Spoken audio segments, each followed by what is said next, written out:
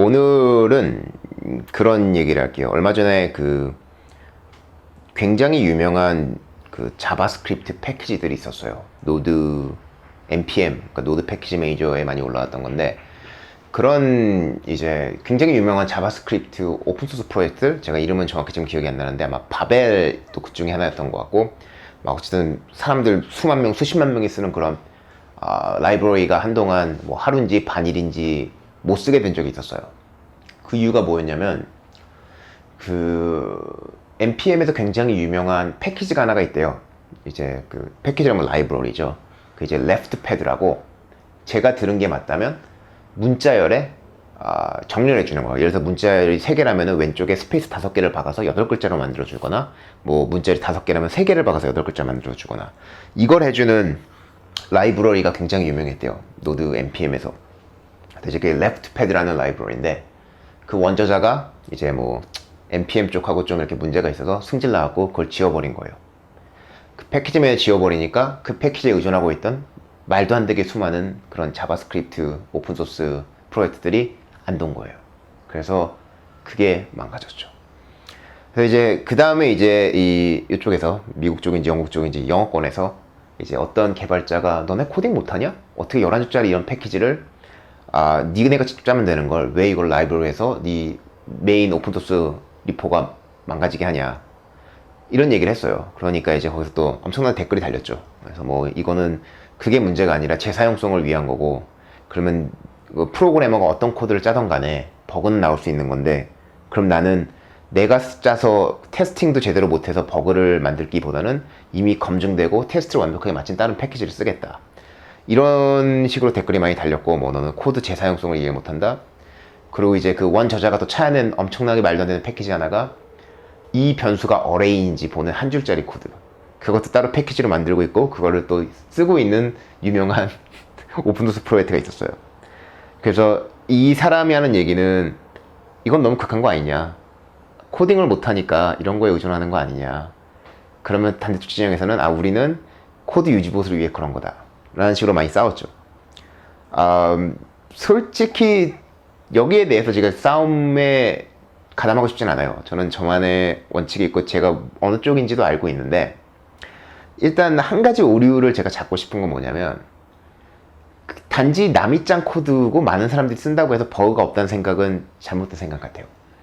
예를 들어서 내가 이미 테스팅을 안 하는데 왜 다른 사람이 작성해서 npm 패키지 올려놓은 게 테스팅을 다 거쳤다고 생각하는, 전 그게 이해가 안 돼요. 이거는 어찌 보면은 그냥 책임 회피하기에 가까운 그런 내용에 좀 가깝다고 보거든요. 그래서 저는 그거는 그냥 변명이라고 좀 보고 있고요.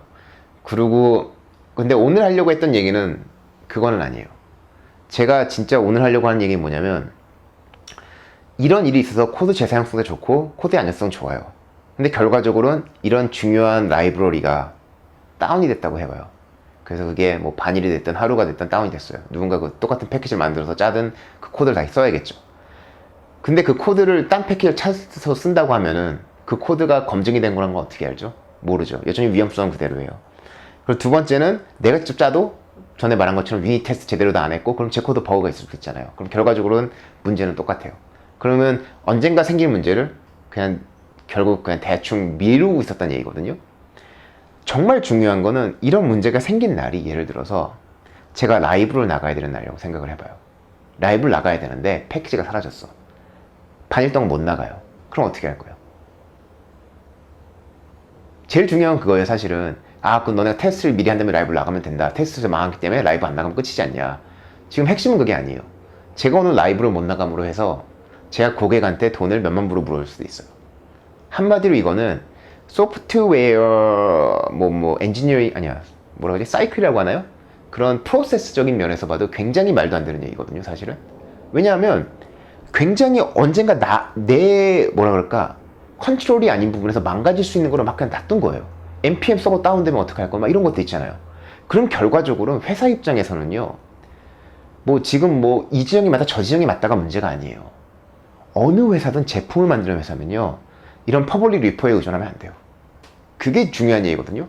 npm 리포에 올라온 거를 어떤 버전을 쓰고 있는데, 그 버전 패키지가 사줄 수 있잖아요. 그러면 그 패키지를 다운로드하고 복사를 한 다음에 자기 사설, 회사만의 사설 리포를 올려놓고 거기에 모든 패키지가 있어서 자기는 그 패키지 리포가 다운되든 말든 저는 어떻게든 언제든 라이브를 나갈 수 있는 준비가 돼야 돼요. 그게 되게 중요한 메시지예요. 근데 그거를 많이 놓치는 것 같아요, 사람들이. npm을 프라이빗 리포로 만들 수 있는 방법이 쉽냐? 그렇게 쉽진 않은데 있긴 있다고 알고 있어요. 똑같은 개념으로 그 마이크로소프트에서 누겟 리포가 있잖아요. 걔네도 다운될 수 있고 누구든 리포를 지울 수 있어요. 그럼 저는 저만의 리포를 만들어서 서버를 돌리는 게 맞고, 그리고 실제는 그렇게 쉽게 해주기 위해 이미 누겟 패키지가 또 나와 있어요. 그러니까 그것도 없어지면 난리가 나는 거지만, 그렇고 지금은 이제 비주얼 스튜디오 온라인 있잖아요. 거기서 거기서 이제 지금 베타인데 패키지 매니저를 기본적으로 제공을 해요. 또 그래서 거기다 리포에다 패키지를 올려놓으면은 다운받을 수 있게.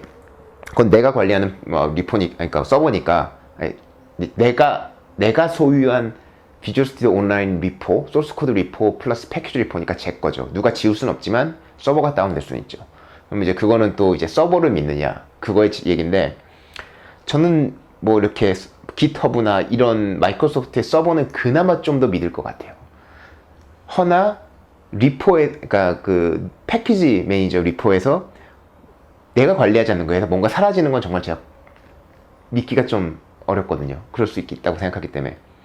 그래서 정말 제대로 소프트웨어 개발하는 사람들은 두 가지가 확실해야 돼요. 정말 이렇게 막 회사 입장에서 하는 사람들, 자기만의 리포, 패키지 리포로 반드시 만들 것.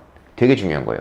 두 번째, 이게 npm의 기본 동작에 지금 문제라고 알고 있는데, 어떤 패키지를 받을 때 얘는 기본적으로 최신 패키지를 받게 돼 있대요. 무조건 잘못된 거예요.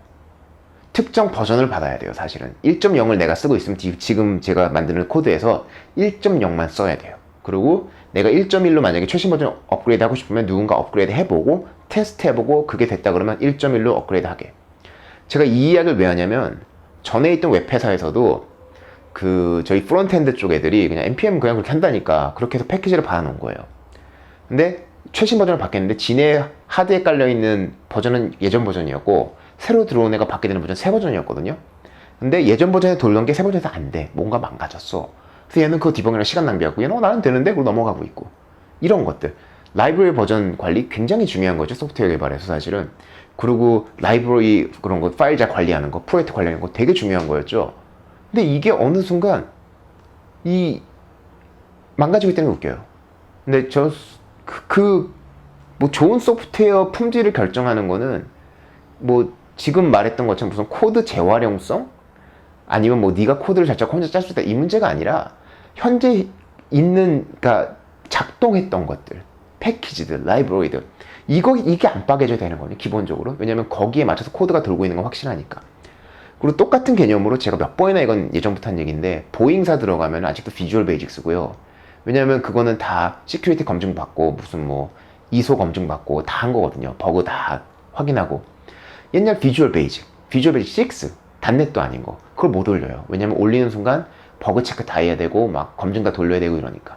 그래서 걔네들도 그걸 못 올리고 있거든요. 근데 걔네들은 사람의 생명이 걸린 거라서 그렇고요. 근데 이제 저희 쪽은 좀 그것보다 완화되긴 했는데, 내가 나가야 되는 날에 못 나가는 게 정말 나만의 컨트롤이나 딴 사람의 컨트롤 때문에 그렇다. 이거는 좀 프로세스적으로 굉장히 문제가 있어요. 그래서 그 정도는 정말 패키지 리포를 자기가 가지고 있는 게 좋고, 그리고 저는 지금 생각하는 게, 제가 npm을 직접 보진 않았지만 npm 쪽 리포를 관리하시는 분들이 있다거나 아니면 그거를 서비스를 하시는 분들이 있다면, npm 퍼블릭 리포가 있고 거기서 개인 리포를 뽑아서 복사본을 만들어 놓고, 퍼블릭 리포가 지워지든 말든 버텨지는 그런 이렇게 브랜치 개념 있잖아요. 리포의 브랜치 개념, 클론, 포크 개념, 이거 만들면 아마 돈 받고 파실 수도 있을 것 같아요. 그러니까 뭐라 그럴까, 회사용 리포 관리, 누겟 리포든 npm 리포든 내가 만들까? 나쁘지 않은 생각 같은데, CDN 이용하면 될 것 같은데, 그것도 괜찮은 생각이네요. 그래서 그런 식으로 프로세스를 좀 잘 잡아야 된다고 생각을 해요. 이거는 제가 생각하고 있는 다른 서비스에 연동시켜도 될 것 같네요, 생각해보니까. 그래서 오늘 하고 싶었던 말, 개발 과정, 그리고 특히 라이브 나가는 과정, 출시하는 과정에서는 서프라이즈, 그러니까 예측 못했던 그런 것들이 없는 게 좋아요. 그럴 가능성이 적은 게 정말 좋아요. 그게 웬만한 제품의 출시를 부드럽게 하냐 마냐의 차이거든요. npm 리포 만드는 거, 이 서프라이즈 당하는 것보다 훨씬 나은 것 같고요, 그거 만드는 게. 그리고 두 번째가 이제 누겐 리퍼는 워낙 쉽고 이미. 그래서 그런 거에 좀 더 신경 쓰면 좋겠고, 그리고 제가 볼 때는 지금 이 npm 진영 쪽이 어찌 보면은 자기가 원래 예측했던 것보다 너무 커져버린 것 같거든요. 원래는 이렇게 커질 줄 모르고 시작을 했다가 갑자기 커지니까 이렇게 이런 뭐랄까 좀 출시에 따라 뭔가 크게 손해볼 수 있는 그런 기업 환경 이런 거에서 경험해보지 못한 사람이니까 그런 걸로 좀 너무 간과하는 것 같긴 해요. 그래서 그건 좀 고쳐줘야 될 것 같고, 뭐 개발자로서 이제, 그리고 아마 뭐 회사에서 뭐 출시 같은 거 담당하시는 분들의 개념에서는 그런 것만 신경 써주세요. 그냥 어디서 과연 우리 힘이 아닌 딴 거로 망가지면 문제 생길 게 뭐가 있냐, 그런 것들. 그래서 이제 오늘 포프TV는 그 정도로 하죠. 이건 뭐 제가 뭐 어느 양쪽 진영을 까고 이게 아니라 그런 정도로 프로세스에서 중요한 부분들이 있다는 거.